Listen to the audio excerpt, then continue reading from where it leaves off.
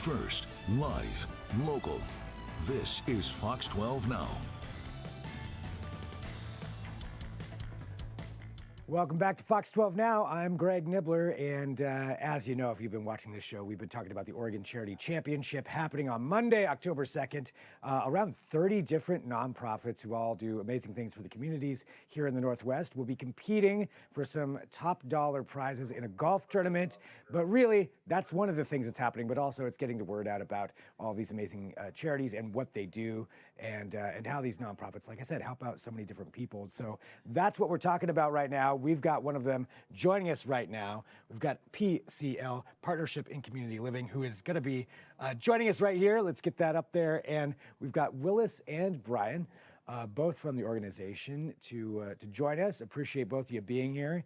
And something that we like to start off with for each one of these interviews to talk about, the work that you do is get a little bit more of an understanding of what you do in the community and maybe even some of the history of it.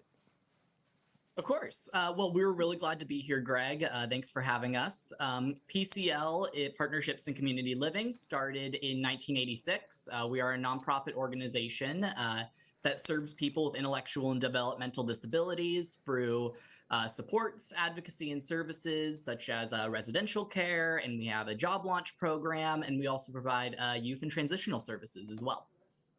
So that's quite a few different services there that you provide along those lines. Maybe you can talk to us a little bit more about what each one of those are. Yeah, of course. Well, like you said, it is a lot of services. We want to be kind of a one-stop shop for people with disabilities, so they don't have to, go around to a bunch of different agencies and a bunch of different service centers just to get the care that they need. So in terms of residential care, that is sort of meeting people where they are. So we have both 24-hour in-person supports in homes for the people that really need that the most. And then we also do have people that can just come in, maybe a couple of days a week, help out around the house, do whatever is needed. Here at PCL, we know that no two people are the same, no two disability is the same. So for every support and service that we offer, it's very individualized to what the person supported needs. And that brings through to our job launch program as well, that has been around for about 10 years, and that provides both helping people with disabilities find a meaningful career that they enjoy. As we all know, career means so much to our lives. It's what we do, a majority of our days. And so helping people find those careers that they love is a big part of our job launch program. And then also making sure that people are supported in their career. So providing job coaching, on-the-job training, on-the-job supports, if that is needed as well. That's a lot of different services. I know I keep saying that, but it really is, and really fine tuning those services for each individual. Because like you said, everybody has different needs. Everybody's an individual themselves. So naturally they'd have different ways that they need to be supported. So how do you maintain that? I guess let's talk about the organization. How big is it? How many different people do you have working for you? And what communities do you serve?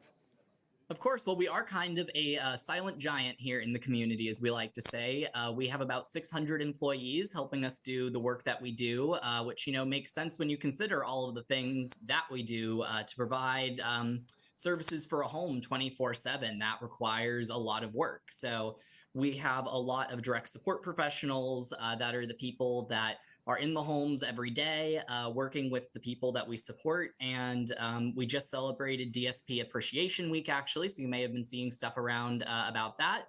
And that is just to, provide appreciation for the people we support and the people, doing that important work. And then, we serve mainly 8 counties. We're centered in Monmouth is our main office, but we really have footholds in a bunch of different communities throughout Oregon here doing this important work. And how does the, just to ask, since we're going to be talking about the Oregon Charity Championship, how does the funding work for PCL? Yeah, of course. So we receive a good amount of funding through the state. A lot of that is pass-through money to really pay for a lot of our employees doing that sort of work as well. We also do rely a lot on fundraising. Like I said, a lot of that money that we get from the state, though super helpful, is pass-through and has to go towards specific things. And a lot of grants that we get also have to go to a specific purpose. And, we know housing costs, for instance, are on the rise, and we have homes that we have to look after. And accessibility modifications are getting pricier and pricier. Installing a lift in one of our homes, for instance, can cost up to $10,000 or $15,000, and we do not get any sort of support from that from the state. So that is all money that we have to fundraise for. What are some of the biggest needs that you find are out there for your clients and the people that you support? Of course. Well, for one, we know that the world is getting more equitable, but it is a lot of getting out in the community is something. We know that loneliness and mental health issues are very pervasive in the disability community. And so that is something that we are really working to do. We have our Tapestry program, speaking of other services that we provide, that is really working hard to get the people we support out in the community, going to things like farmers markets and like reading and knitting groups and that sort of thing. Whatever hobby or interest to the community exists for them, that our Tapestry group works to find a place for them in the community. Nice. And Bryan, just to ask you a question as well, how does it feel for you working for an organization like this and helping out these people that need your support? I actually don't work for them. I'm on the board of directors for PCL. Oh, okay. But I do get to see from a higher level of what they do and how they do it. And it just amazes me how they do it. I mean, they'll come up, be given a problem that's never been seen before and figure out how to fix it. So they do that well, and then eventually the state will steal that idea and think it's a great idea, or other organizations take those ideas, which is fine, because if we find a great way to help somebody, we're all for letting other people help people also. That's the whole goal of PCL, is helping people get to the most normal type life that they can live. I mean, there are people that are wheelchair bound that can't do anything hardly, and people that are just, a little, just need a little help, and everybody in between.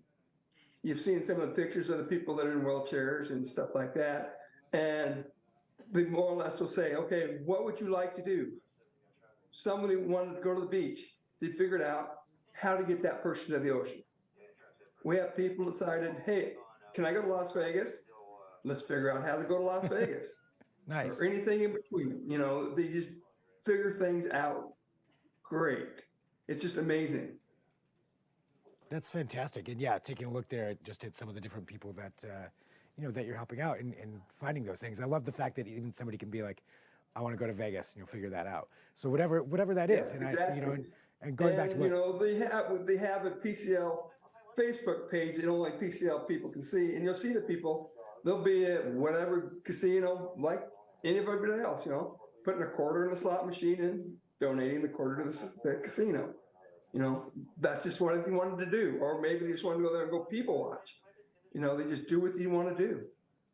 One of our foundational beliefs at PCL is that we want to be the most person-centered organization doing the work that we do. And I love hearing Bryan talk about that, because Bryan has been around a lot longer than I have, and has really gotten to see this organization grow and has really gotten to see that idea evolve over the years. And it's really great to be here doing this important work and seeing what person-centered means. It means that whatever a person wants to do, we find a way for them to do it. And that's really great. That is great. And it all goes back to that individuality that you mentioned there at the beginning, that everybody's their own person, they have their own needs, they have their own, things that they would want to do, their own support that they're going to be, needing as well. So really making that for everybody. Well, let's transition here. Let's talk about the golf tournament coming up, which is part of what's going on. And that is the Oregon Charity Championship here on Monday. And I got to ask, are either of you going to be golfing in the tournament? I'm not the golfer, but Bryan is. Bryan is. Okay, Bryan, how's your game? And first, I'd like to thank Channel 12. I think I saw Les Schwab sponsored it, Pacific Hospice Automation, and about 6 or 8 or 10 other local companies. I couldn't remember them all. I don't remember very well. But thank all of them for putting this together for a chance. I don't like our odds on winning the 25,000, but hey, we're going to show up and see what happens. Yeah, Absolutely. I mean, everybody else is doing the same thing. So what would you do with that winnings if you did get the grand prize? Well, there's so much that we could really do with it. Like I said, that a lot of the things that we fundraise for are like housing costs, for instance, we all know are just getting more and more expensive. And the way our funding model works, we get funding for our houses, but it's for 4 to 5 people living in one home. And you can kind of imagine that is not always the best situation for someone to be in. That can get really tight. That could be a lot of different personalities. And so we believe that of putting people in the home that they're going to be the most successful in, whether that is by themselves, whether that is with 2 to 3 people, and or whether that is with people they choose to live with. And so we have to float a lot of that cost, though, to make that work. And so that is a lot of what we're fundraising for. And there's just so much that we could do with that $25,000 if we win, in terms of supplementing those housing costs, installing accessibility features that really do improve people's lives, like door openers, for instance, are one thing that we really want to start installing in our homes. And all of that just costs money. So yeah, a lot of ways that could be put to good use. Well, what you kind of described there, they have a program called My Home, My Life. It's like the first time you moved out into your own apartment. You said, well, I want curtains on the wall, I want this and this and this. Same thing with the people we support. They have a house, maybe it might, like I said, there are some things that we have to put in there, a ramp, so somebody can access the house. But once you get in there, they look at their bedroom, they go, can I get this poster over here? And we figure out how to do that poster over here, or whatever, they try to make it as best we can what they want. Exactly. These are homes for people to live in, and we want them to feel at home. And, even just, I love that you're bringing up the upfront of moving costs outside of decorations and all of that too. There's security deposits, first last deposits. There's utility deposits as well for a lot of people moving into a new home. So there's so much cost that is associated with the upfront of moving someone into a home. And as Bryan said, our My Home, My Life fund exists to help supplement those costs and help cover it. Well, for those people out there too, who, that you support with so many different people in different communities, how do they get in touch with you, or do you get in touch with them? How does that work for anybody out there who may be interested in speaking to you? Of course. Well, always feel free to visit our website. We do have a breakdown on there of what supports we offer in different counties, and always feel free just to give us a call. We have plenty of people here who can answer all of those questions. A lot of the people we support do get referred to us through the county or through the state, through the Oregon Department of Disability Services, but we are always more than happy to chat with people and find the right path for anyone who reaches out. Fantastic. Well, I want to say thank you both for joining us here to talk about what you do, and talk about, just what the organization does for the community. And best of luck in the golf tournament coming up. And, Bryan, good luck to compete for that. And regardless, thanks for all that you do for everybody. And thanks for being here on Fox 12 Now today. Well, thank you, Greg, for having us. It was a pleasure to be here. Absolutely. And thanks for the support.